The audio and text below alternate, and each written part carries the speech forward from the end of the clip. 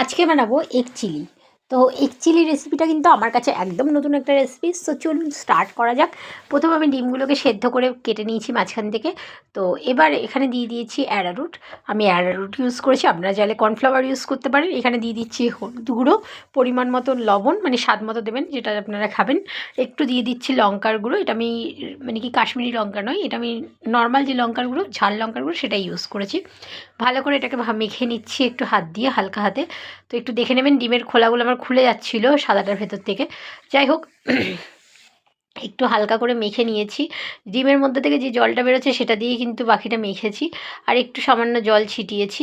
আর এই দেখুন এই অবস্থায় রয়েছে। এটাকে আমার জাস্ট উল্টো পিঠে করে দিতে হবে। কড়াইতে আমি সর্ষের তেল ইউজ করেছি। এই দেখুন উল্টো পিঠ করতে গিয়ে আমার এই পিঠটা এসে গেল।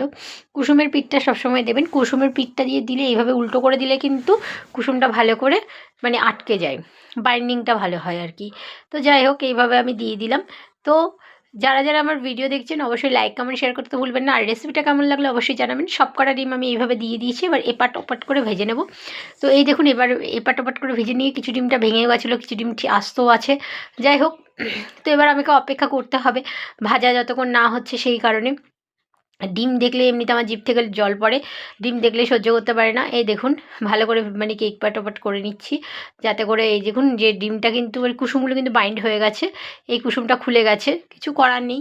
যাই হোক, সবই ভাঙা হোক আর গোটা হোক, খেতে তো হবেই আমাদেরকেই। তো এবার ডিমগুলো সব তুলে নিয়েছি।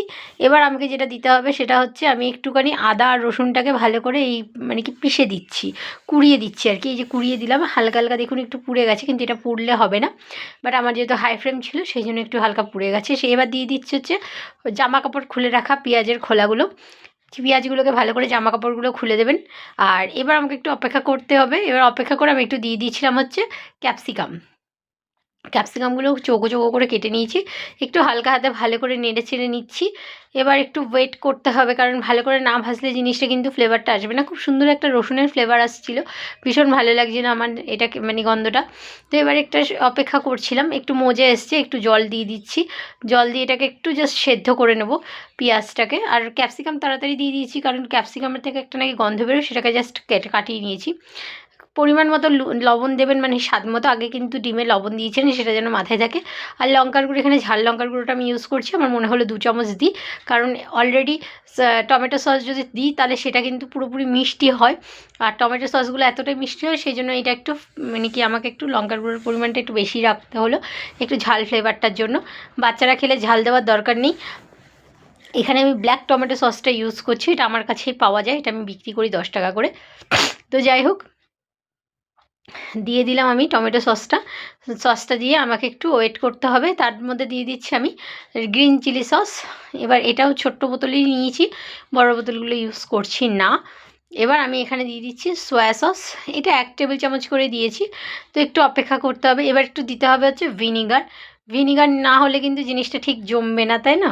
তো যাই হোক, এটা ফুটে আসার মধ্যে মধ্যে আমি দিয়ে দিয়েছি একটু ভিনিগার, একটু বেশি করে দিয়েছি, 2 টেবিল চামচ মধ্যে দিয়ে দিয়েছি। তো একটু ভালো করে ঘুরিয়ে নেবেন। নিয়ে এবার এর মধ্যে দিতে হবে হচ্ছে ওই যে দেখুন বাটি ধোয়া জলটা, যেখানে আমি ওই মানে কি অ্যারারুট যেটা গুলেছিলাম সেটাই দিয়ে দিলাম। দিয়ে এটাকে এবার একটু ফুটতে দিতে হবে। তো আমি ফোটার জন্য অপেক্ষা করছিলাম। আমি তার মধ্যে একটু ঢাকনা দিয়ে দিলাম। ঢাকনা সরিয়ে দেখতে, এখানে দেখুন ডিমটা ভেজে রেখেছি, ঢাকনা সরিয়ে দেখলাম এইভাবে ফুটে গেছে, এটা রেডি হয়ে গেছে আমার কমপ্লিট। তো দেখুন আমি একটুখানি জাস্ট দেখে নিলাম যে এটা কী করবো। তো আমি ভাবলাম না, একটা বাটির মধ্যে এটাকে তুলে নিই। তো দেখুন এইভাবে বাটির মধ্যে পুরোটাকে আমি তুলে নেবো, কেননা না তুললে হবে না। বাটির মধ্যে তুলে নিয়েছি, তুলে নিয়ে এবার ডিমগুলো ওপর থেকে দিয়ে দিচ্ছি। দিয়ে এবার এটাকে মানে পরিবেশন করা হবে।